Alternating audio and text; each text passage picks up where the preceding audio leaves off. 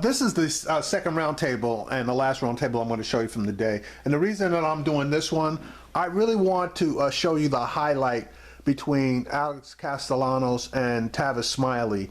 And I really thought it was important because Alex, in my opinion, really wasn't on firm ground. And when Tavis basically, and he actually did go after him, it, in my opinion, was pretty interesting. Here we go. Welcome back, panelists here. Tavis Smiley, host of the Tavis Smiley Show on PBS. Danielle Pleka of the American Enterprise Institute. Andrea Mitchell, NBC News Chief Foreign Affairs Correspondent. And Republican strategist Alex Castellanos. Welcome, everybody. Andrea, where does this stand? Where's this headed? Well, possibly for a constitutional crisis, but I think not, because overnight the administration, State Department, Homeland agreed with lifting the ban as it applied to people who had been restricted, and they are following the judge's order. Now, this judge is likely, the appeals court has to weigh in. This could end up in the Supreme Court. There's a long process. I think the problem that Donald Trump is creating for himself is a political one. By tweeting the so-called judge and by criticizing the judiciary, he is raising the bar. He's making it more difficult for a very credible nominee to the Supreme Court in his confirmation hearings. Now, what you're going to have is another pretext, not just Merrick Garland, which they believe is a real pretext, for Democrats to challenge this nominee on every aspect of the separation of powers and whether or not he agrees with the president who has nominated him. Danielle, should they be cutting bait here? I mean, isn't this an opportunity, if they want to do it, basically do a do-over? I don't think this is the kind of administration that wants to do a do-over. And to be perfectly fair, I don't think Barack Obama would have taken a do-over either. I think they're going to let this process play out and hopefully use the time that's available to them to put the thought and the process in that they didn't put in before. Because the problem here is not actually one of substance. Barack Obama did many of the things that are actually in this executive order. It's all about the how. It's not necessarily about the what. Whether it's the tweeting, or it's the judge, or it's it's Russia, or it's this immigration stuff. It's actually all about style, not about substance. You buy it? All style? I think it's about style and substance. It's a bit of both, number one. Number two, I'm from Indiana, as you know, and I saw the vice president in the green room, so we chatted. And I like him as a person, but it's tough to sit there and watch him twist like a pretzel to try to defend a presidency that is clearly so unprincipled on these issues, number one. Number two, I would take exception to one thing. I think you're probably right, Chuck. It is not a moral equivalency, but it is, to my mind, an immoral equivalency, which is to say that Dr. King was a frequent guest on this very program 50 years ago in April of this year.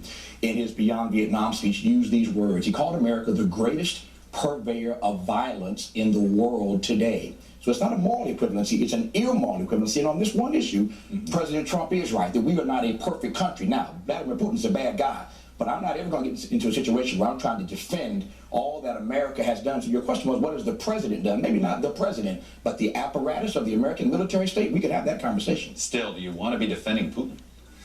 Well, I think you're seeing a president here that sees a very different geopolitical arrangement. Oh, yes, he does. This president sees that China is the new Russia, not Russia.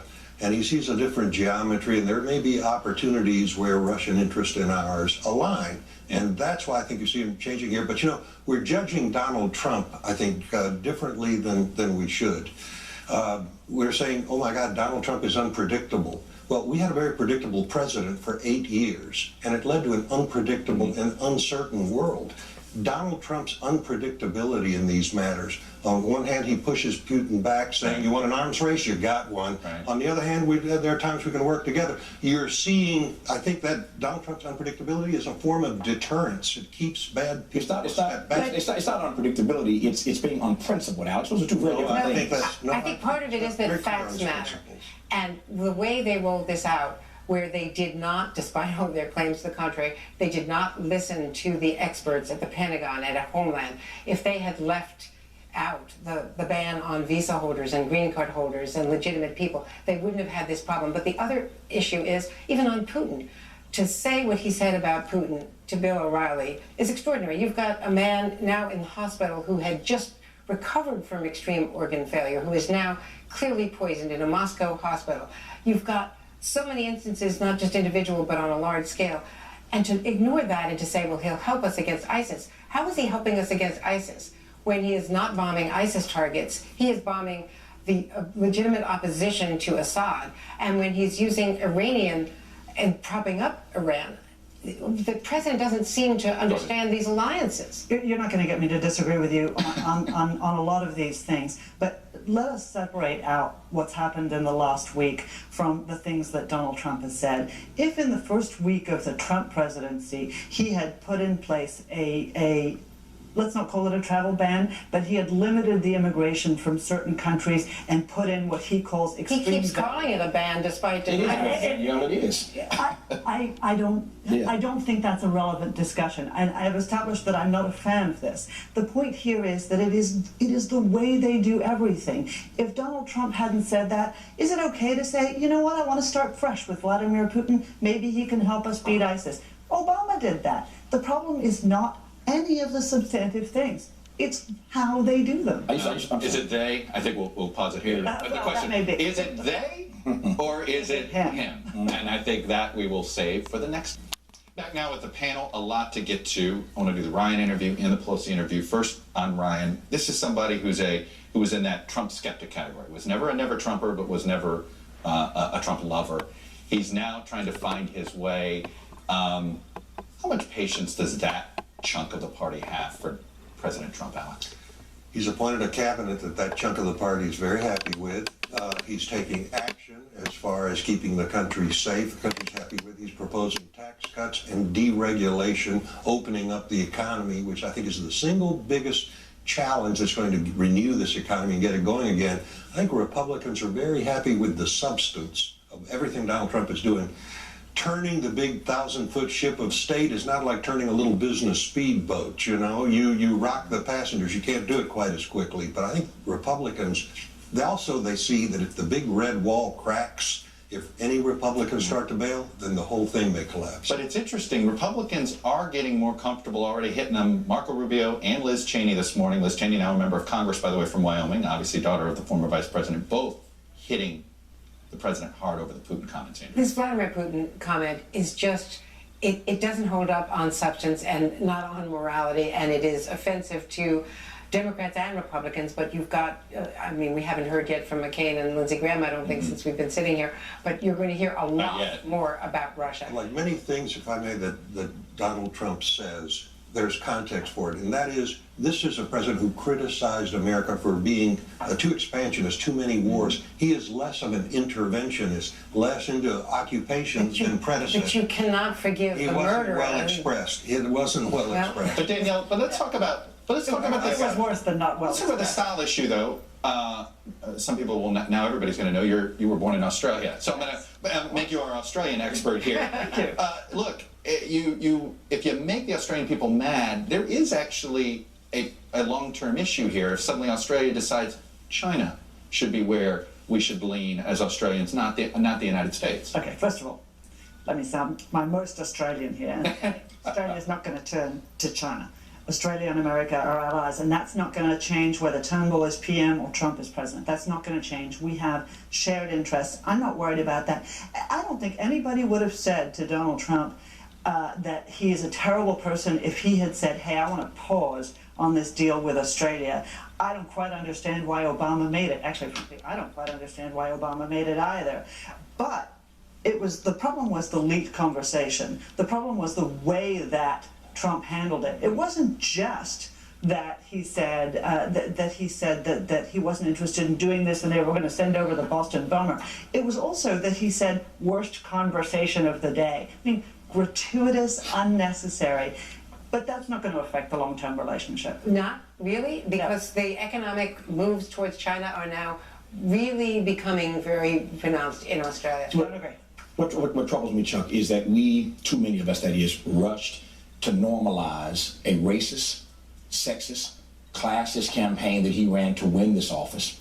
And now we seem to be rushing to normalize a Supreme Court process that trampled on the Constitution just a year ago, but now we're into this conversation about how should Democrats handle this? We're normalizing this too fast. We're normalizing a Muslim ban. We're normalizing a religious test. We're normalizing all the things that we've been talking about here today, Alex. And it troubles me what this is ultimately means for the future of this democracy if we continue in this town and beyond to normalize this kind of unrepentant behavior. I think we have to put Tavis down as undecided here on some of these issues. Yeah. Look, I think the criticism of Trump as a racist campaign is way beyond the mark. This is somebody, I mean, let's face it, the country, look at what's happening in our inner cities. How much better did Black America's lives get for the last 8 years? It did not. How much better did our public schools get? They did not. So I would say, are there things Donald Trump should not have said? Yes.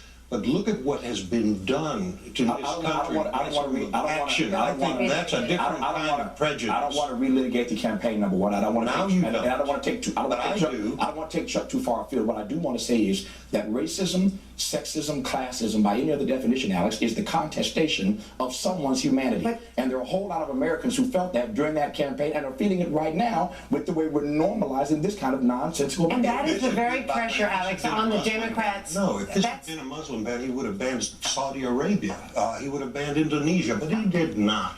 These are unstable governments that we can't work with, and we don't know who's coming from these. All right, let me pause this very quickly, sneak in a commercial. Back now with Endgame, and in some ways the conversation that Tavis and Alex, that you guys were having, leads me to this next issue, which is, how do the Democrats act as an opposition party, Tavis? Is it all, I mean, the energy is not in Washington. Sure.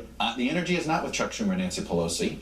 That's not personal to them, but, you know, they've been around a while. You asked Leader Pelosi a powerful question, a great conversation, by the way, when you asked her whether or not the Democratic strategy ought to be obstructionism. What I was thinking was that there's a distinct difference between obstructionism and living and governing by a set of immutable principles. So I don't see the Democratic strategy being one merely of obstructionism. That's what we got from the Republicans on the Supreme Court nomination of Merrick Garland, et cetera, et cetera, et cetera. But there ought to be some principles on which you stand. Those principles, I think, are being played out in the streets by these Saturday protesters that you referenced earlier. The problem that they have is that they cannot defeat, they don't have the numbers to defeat all of these nominees. So they're trying to pick and choose those where they can pick up some support among Republicans, and they have to face the problem about the Supreme Court nomination. If they go and filibuster, there is no question in my mind that Mitch McConnell Force it under. He's going to go nuclear. They have to figure this out. But the passion over Merrick Garland and the way he was treated, the humiliation of never even giving him a meeting, no less a hearing, among these Republicans, is not to be underestimated. Let's remember where all this. Oh, sorry, go ahead. Look, first of all, live by the sword, die by the sword. Well, that's what I'm saying. That's number one. But it goes on both sides. And by the way, you think they're picking their battles? The Democratic leader in the Senate voted against the wife of the Republican leader. Okay, Elaine Chao. What was that? Was that picking and choosing your battles? That's the first time. By the way, you bring this up. It was the first time in the history of this country that a transportation secretary got opposition votes. I mean, it shows you where we are. A little bit. And that's the problem. Well, I'm saying that there is enormous pressure. I'm not going to underplay this. There were thousands of people outside Chuck Schumer's house in Brooklyn the other night. They are facing. We are in a very dangerous place as a country when they can't pick and choose. Is it dangerous? The Tea Party. You could argue that President Trump, Tea Party. Straight line, right, Alex? Dangerous. I was there for a lot of. You call it dangerous? Very dangerous. On this, I agree with Tavis that you need to be for something. There's a new party of no in town, and it's the Democratic Party. I've been there, and I've seen where that leads. It shrinks you. It reduces your support. You lose the ability to inspire. And what is the problem? There's an old generation of Democratic leadership in this country that is hanging on by its fingernails, and if they cede the way, what comes next is a very left-leaning Democratic Party of Elizabeth Warren and Bernie Sanders that will get even smaller. I find, Andrew, to your point, a lot of people thought Tea Partiers. I find myself quoting my grandfather all the time. There's some fights that ain't worth fighting, even if you win. But there are other fights you have to fight, even if you lose. And they have to fight these fights. And lose. There's the last words of sword. There it is. Okay, that's all.